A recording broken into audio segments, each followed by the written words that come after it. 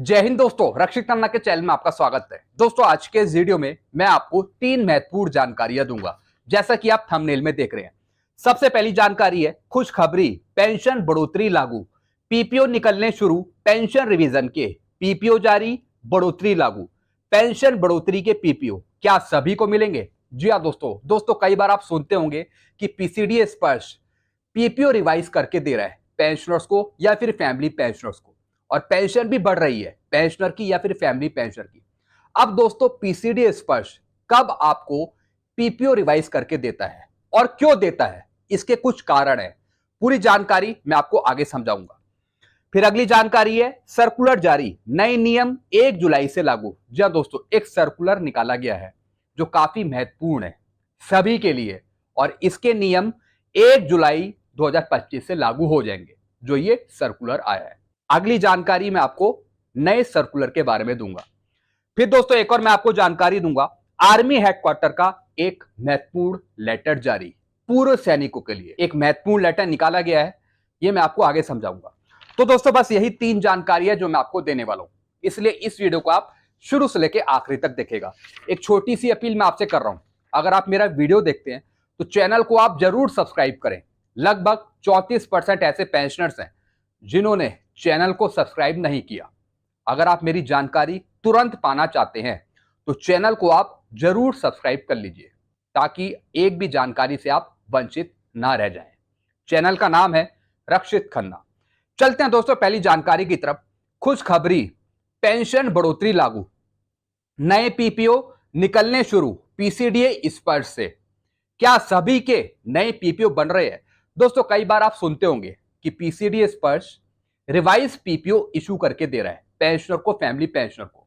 कई बार पेंशनर मेरे पास भी कॉल करते हैं कि सर, हमारे एक दोस्त हैं, उनको नया पीपीओ मिला, रिवाइज पीपीओ मिला, क्या हमें भी मिलेगा?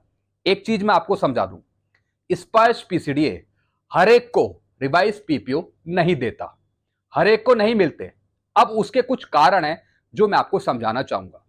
नए पीपीओ कब बनते हैं या फिर कब दिए जाते हैं पेंशनर को या फिर फैमिली पेंशनर को, जरा बारीकी से समझिए। जी दोस्तों, एक पीपीओ है मेरे पास, एक पीपीओ है, ये पेंशनर को दिया गया था क्योंकि इनकी पेंशन रिवाइज हुई थी, इस वजह से इनको पीपीओ दिया गया।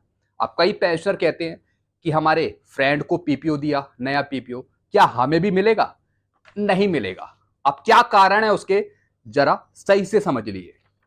सबसे पहला कारण है, जब बेसिक पेंशन बढ़ती है तब मिलता है रिवाइज पीपीओ। जी हाँ दोस्तों, सबसे पहला कारण, यानी जब आपकी बेसिक पेंशन बढ़ेगी तब आपको रिवाइज पीपीओ इशू करके दिया जाएगा। स्पर्श से पेंशन ले रहे हैं, पीसीडीए से ले रहे हैं, तो फिर आपको पीसीडी स्पर्श नया रिवाइज पीपीओ इशू करके देगा। लेकिन मिलेगा तभी जब आपकी पेंशन रिवाइज होगी किसी कारण से। अब कौन कौन से कारण हैं जिससे आपकी पेंशन रिवाइज होती है, यह भी मैं आपको समझा देता हूं। जैसे एमएसीपी का लाभ मिलने जा रहा हो तब मिलेगा रिवाइज पीपीओ। जी हाँ दोस्तों, जैसे कि आप सुनते होंगे कि एमएसीपी दी गई या फिर एमएसीपी लागू है, तो एमएसीपी जब आपको मिलती है तो आपकी बेसिक पेंशन चेंज होती है, यानी एक अगले रैंक की पेंशन मिलती है, तब आपको पीपीओ मिलता है, तब आपको पीसीडी स्पर्श की तरफ से रिवाइज पीपीओ इशू करके दिया जाता है। क्योंकि एमएसीपी जब आपको मिलती है तब आपकी बेसिक पेंशन बदलती है, बेसिक पेंशन आपकी बढ़ती है, तब आपको रिवाइज पीपीओ मिलता है। या फिर ओआरओपी में पेंशन बढ़ी हो तब आपको पीपीओ मिलता है, रिवाइज पीपीओ, जैसे कि ओआरओपी 1, ओआरओपी 2, ओआरओपी 3। आपकी बेसिक पेंशन चेंज हुई, आपकी बेसिक पेंशन बढ़ी, तब आपको रिवाइज पीपीओ मिला, ओआरओपी 2 का या फिर ओआरओपी 3 का। अब आपने एक चीज नोटिस करी होगी, ओआरओपी 1 के बाद जब ओआरओपी 2, ओआरओपी 3 आई, जिनकी पेंशन नहीं बढ़ी, जिनकी पेंशन नहीं बढ़ी उनको पीपीओ नहीं मिला होगा, आपने नोटिस करा होगा। यानी जिनकी पेंशन बढ़ी ओआरओपी में, उन्हीं के पीपीओ इशू हुए। फिर नोशनल इंक्रीमेंट का लाभ मिलते समय मिलेगा रिवाइज पीपीओ। जी हाँ दोस्तों, जैसे कि नोशनल इंक्रीमेंट का लेटर आया, तो जो भी पेंशनर्स नोशनल इंक्रीमेंट लेने की कार्रवाई करते हैं, अगर उनकी पेंशन बढ़ती है तो दोस्तों उनको भी फिर पीपीओ मिलेगा। नोशनल इंक्रीमेंट का लाभ अगर आपको मिलता है तब भी आपको रिवाइज पीपीओ दिया जाएगा पीसीडी स्पर्श की तरफ से। फिर दोस्तों एंट्री लेवल पे के तहत अगर बेसिक बढ़ी है तब रिवाइज पीपीओ मिलेगा। जी हाँ दोस्तों, यानी कि एंट्री लेवल पे आपकी बेसिक चेंज होगी, तब आपको रिवाइज पीपीओ मिलेगा। फिर दोस्तों ऑप्शन फिक्स कराया हो जिससे बेसिक बढ़ी हो तब आपको रिवाइज पीपीओ मिलेगा। कई ऐसे पेंशनर्स हैं जो ऑप्शन फिक्सेशन करवाते हैं। जी हाँ दोस्तों, या तो डेट ऑफ नेक्स्ट इंक्रीमेंट से या फिर डेट ऑफ प्रमोशन से। तो उसमें आपकी बेसिक चेंज होती है, बेसिक पे चेंज होती है और बेसिक पे की आधी आपको बेसिक पेंशन मिलती है, यानी उसमें भी आपकी पेंशन बढ़ोतरी होती है अगर आप ऑप्शन फिक्सेशन कराते हैं, तब भी आपको रिवाइज पीपीओ दिया जाता है। फिर दोस्तों अगर कोई नया पे कमीशन आता है तब सभी को पीपीओ दिए जाते हैं। अब जैसे कि 8वां वेतन आयोग आगे आएगा तो उसकी बढ़ोतरी तो आपको मिल जाएगी, लेकिन उसी के साथ बाद में आपको रिवाइज पीपीओ भी इशू करे जाएंगे नए पे कमीशन के। जैसे कि 7वें वेतन आयोग का आपको पीपीओ मिला होगा 7 सीपीसी का 1116 वाला, और अभी तक पेंशनर्स को वो इशू करे जाते हैं पीपीओ। तो जब कोई नया पे कमीशन आता है तो उसके हिसाब से फिर आपको पीपीओ मिलता है, रिवाइज पीपीओ। तो दोस्तों ये मैंने आपको कारण बता दिए कि किस वजह से पीसीडी स्पर्श रिवाइज पीपीओ आपको देता है। और पीसीडी स्पर्श हर एक महीने या फिर कुछ महीने बाद रिवाइज पीपीओ इशू करता है किसी कारण से, अगर पेंशनर की पेंशन बढ़ती है। तो ये चीजें आपको समझ में आ गई होंगी। जिनकी पेंशन रिवाइज होगी उन्हीं को रिवाइज पीपीओ मिलेगा, हर एक को नहीं मिलेगा, चाहे वो फैमिली पेंशनर हो या फिर खुद पेंशनर हो। और जब कोई नया पे कमीशन आएगा आगे तो फिर हर एक को रिवाइज पीपीओ मिलेंगे, क्योंकि नए पे कमीशन पे हर एक की पेंशन बढ़ती है तो फिर हर एक को नए पीपीओ मिलेंगे। ये बात आपको सही से समझ में आ गई होगी। चलते अगली जानकारी की तरफ। फिर दोस्तों एक लेटर जारी हुआ है और ये लेटर है central organisation ECHS additional general branch का। जी हाँ दोस्तों, 10 जून 2025 का ये लेटर है। काफी महत्वपूर्ण ये लेटर है ईसीएचएस बेनिफिशियरी के लिए या फिर उनके डिपेंडेंट के लिए। ये मैं आपको पूरा हिंदी में समझाऊंगा, एक एक रूल आप सही से समझ लीजिए। अब दोस्तों इसमें क्या लिखा है, आर्मी हेडक्वार्टर ईसीएचएस का लेटर जारी 10 जून 2025 का। ईसीएचएस बेनिफिशियरी को अपने डिपेंडेंट का एनुअल वैलिडेशन कराना होगा, वरना मेडिकल फैसिलिटी नहीं मिल पाएगी और कार्ड भी डिसेबल्ड कर दिया जाएगा जब तक वैलिडेशन पूरा नहीं होगा। जी हाँ दोस्तों, मैं बात कर रहा हूं ईसीएचएस बेनिफिशियरी के डिपेंडेंट की। जी हाँ दोस्तों, जो प्राइमरी बेनिफिशियरी है, जो कार्ड होल्डर है, उसे अपने डिपेंडेंट का एनुअल वैलिडेशन कराना होगा साल में एक बार। अगर नहीं कराता तो फिर डिपेंडेंट को फैसिलिटी नहीं मिल पाएगी मेडिकल की, और साथ ही साथ जो कार्ड है वो भी आपका ब्लॉक कर दिया जाएगा या फिर बंद कर दिया जाएगा। तो उसी के कुछ रूल्स रिवाइज करे हैं, उसी पे दोस्तों ये लेटर है। अब एक एक पॉइंट करके मैं आपको समझाता हूं। चाहे डिपेंडेंट माता पिता हो, पूर्व सैनिक के, प्राइमरी बेनिफिशियरी के, या फिर उनके कोई और डिपेंडेंट हो जो फैसिलिटी ले रहे हैं मेडिकल की, तो डिपेंडेंट का एनुअल वैलिडेशन कराना बहुत जरूरी है।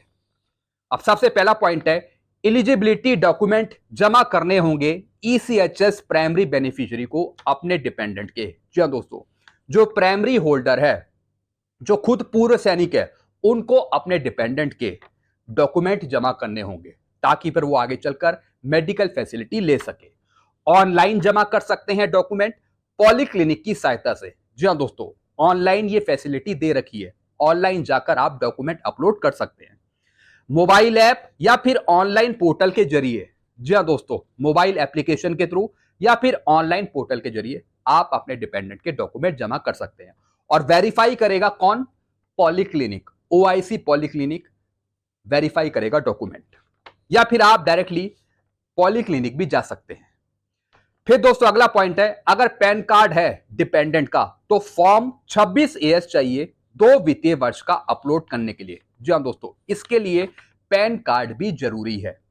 मान लेते हैं कि अगर पैन कार्ड नहीं है तो उसके लिए इनकम सर्टिफिकेट चाहिए होगा। इनकम सर्टिफिकेट अभी मैं आपको आगे बता रहा हूं। अगर पैन कार्ड है डिपेंडेंट का तो फॉर्म 26AS चाहिए 2 वित्तीय वर्ष का अपलोड करने के लिए। अगर नहीं है तो income certificate state revenue department का। फिर भी पैन कार्ड होना चाहिए डिपेंडेंट का। जी हाँ दोस्तों, जो आपके डिपेंडेंट है, जो मेडिकल फैसिलिटी लेते हैं, तो उनका भी पैन कार्ड जरूरी है। फिर क्या लिखा है, माता पिता के मामले में पूरी इनकम 9,000 से अधिक नहीं होनी चाहिए डीए को छोड़कर। जी हाँ दोस्तों, अगर कोई डिपेंडेंट माता पिता हैं आपके, तो अगर वो कमाते भी हैं तो दोनों की इनकम या फिर सैलरी 9,000 से ज्यादा नहीं होनी चाहिए डीए को छोड़कर। फिर दोस्तों अगला पॉइंट है, ओआईसी पॉलीक्लिनिक ही वेरीफाई करेगा एनुअल वैलिडेशन की एप्लीकेशन को। सही है या फिर नहीं? जी हाँ दोस्तों, मान लेते हैं कि आपने डॉक्यूमेंट सबमिट कर दिए, वेरीफाई कौन करेगा? पॉलीक्लिनिक। ओआईसी पॉलीक्लिनिक आपके डॉक्यूमेंट को वेरीफाई करेगा। गलती पाई जाती है तो रिजेक्ट कर देगा, फिर दोबारा सही करके अपलोड करना होगा बेनिफिशियरी को। आपको बात समझ में आ गई होगी। अगर गलती पाई जाती है तो फिर रिजेक्ट हो जाएगा, फिर आपको दोबारा करेक्शन करके दोबारा फॉर्म अपलोड करना होगा, फिर ओआईसी पॉलीक्लिनिक उसे वेरीफाई करेगा, तब वो आगे प्रोसेस करेगा। फिर क्या लिखा है, सही पाया जाता है तो फिर ईसीएचएस कार्ड 64 केबी की वैलिडिटी को बढ़ा दिया जाएगा। अगर पॉलीक्लिनिक द्वारा सब कुछ सही पाया जाता है, वैलिडेशन सक्सेसफुल रहता है, तो फिर जो कार्ड की वैलिडिटी है उसे बढ़ा दिया जाएगा 15 महीने के लिए। सिर्फ उन्हीं के लिए जिनका एनुअल वैलिडेशन अप्रूव होगा 15 जून 2025 से। एक डेट रखिए यहां पे, 15 जून 2025। जिनका अप्रूव होगा 15 जून 2025 से पहले, तब उनकी एनुअल वैलिडेशन की वैलिडिटी होगी जब उन्होंने लास्ट एनुअल वैलिडेशन कराया होगा, पहले उस तारीख से। जी हाँ दोस्तों, अब यहां पे एक डेट रखी है, उससे पहले और उसके बाद। अगर 15 जून 2025 के बाद अप्रूव किया जाता है, तब दोस्तों जो वैलिडिटी है वो बढ़ा दी जाएगी 15 महीने के लिए।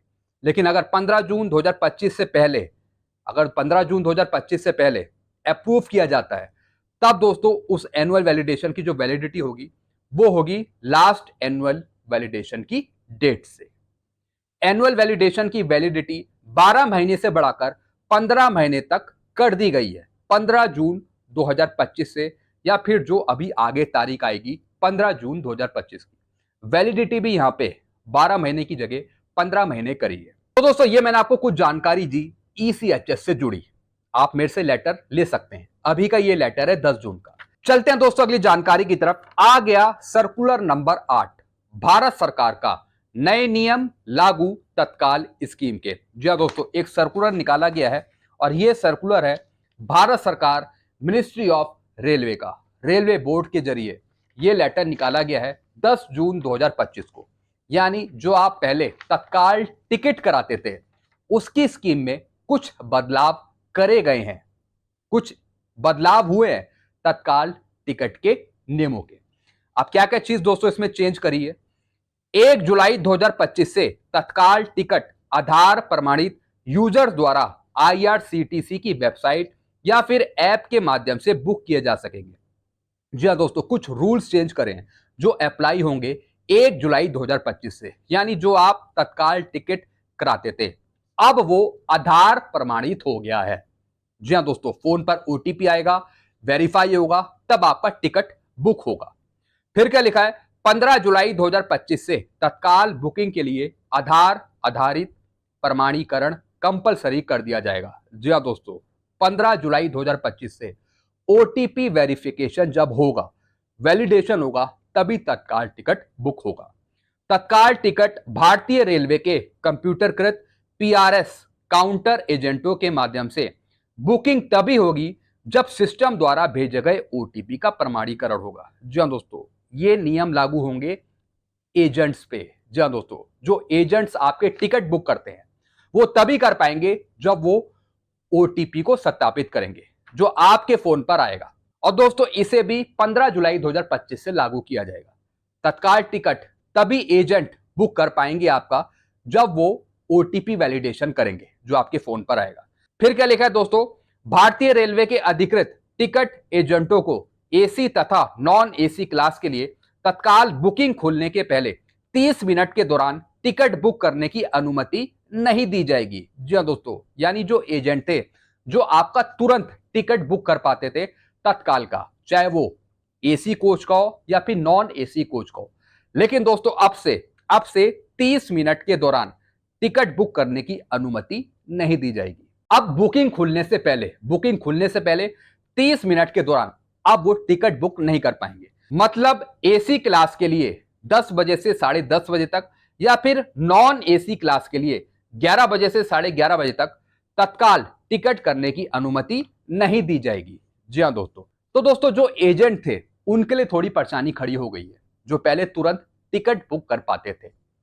तो दोस्तों ये लेटर निकाला गया रेलवे बोर्ड के द्वारा, और दोस्तों ये है तत्काल बुकिंग पर जो टिकट बुक करते थे एजेंट। तो दोस्तों बस यही जानकारियां थी जो मैं लेकर आया था। आई होप सारी जानकारी आप अच्छे से समझ गए।